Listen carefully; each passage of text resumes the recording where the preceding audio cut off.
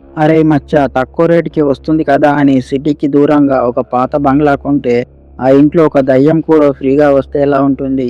వినడానికే ఫ్యూజులు ఎగిరిపోతున్నాయి కదా! ఇవాళ మనం చూడబోయే సినిమా కథ వింటే రాత్రిపూట ఒంటరిగా బాత్రూమ్‌కి వెళ్ళాలన్న భయంతో వణికిపోవాల్సిందే.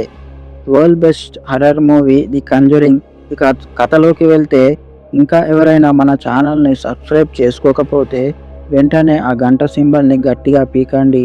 ఇక లేట్ చేయకుండా మ్యాటర్‌లోకి వెళ్ళిపోదాం. కథలో మెయిన్ క్యారెక్టర్ రోజర్, కెరోలిన్ అనే భార్యాభర్తలు. వీళ్లకు 5గురు కూతుర్లు.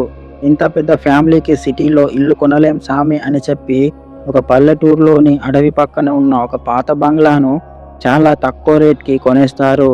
అబ్బా! లక్ అంటే మనదేరా అనుకుంటూ ఫుల్ ఖుషీగా ఆ ఇంట్లోకి షిఫ్ట్ అయిపోతారు. కానీ మొదటి రోజే సీన్ సితార అవుద్ది.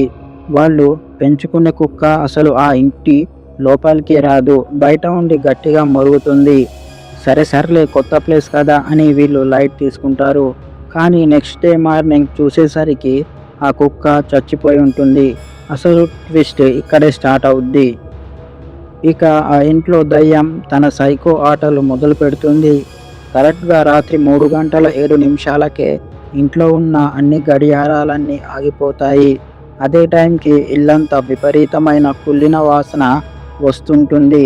పొద్దున్నే లేచి చూసేసరికి అమ్మ కెరోలిన్ ఒంటి మీద ఎవరో గిచ్చినట్టు పెద్ద పెద్ద నల్లటి మచ్చలు పడతాయి. ఒకరోజు రాత్రి ఒక కూతురు కాలు పట్టుకొని ఎవరో మంచం మీద నుంచి కిందకి గుంజుతారు. ఇంకో కూతురికి తలుపు వెనకాల ఒక భయంకరమైన ఆకారం కనిపిస్తుంది.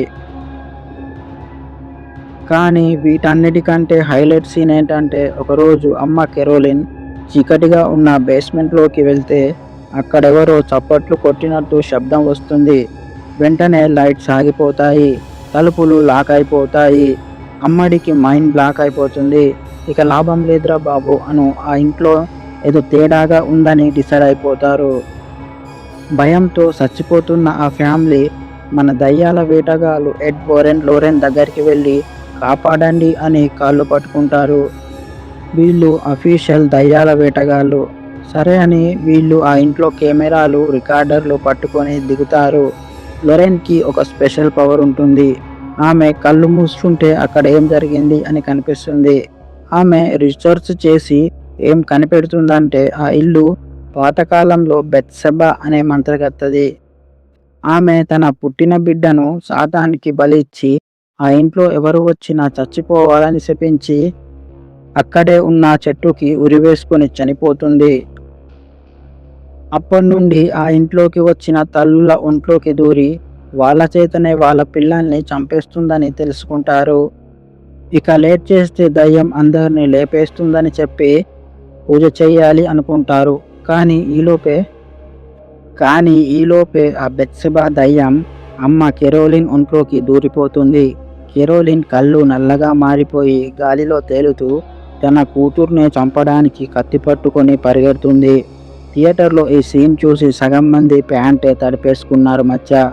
చర్చి ఫాదర్ వచ్చేదాకా టైం లేదు కాబట్టి మన హీరో ఎడ్వర్డ్ తానే బైబిల్ పట్టుకొని గట్టిగా మంత్రాలు చదవడం స్టార్ట్ చేస్తాడు.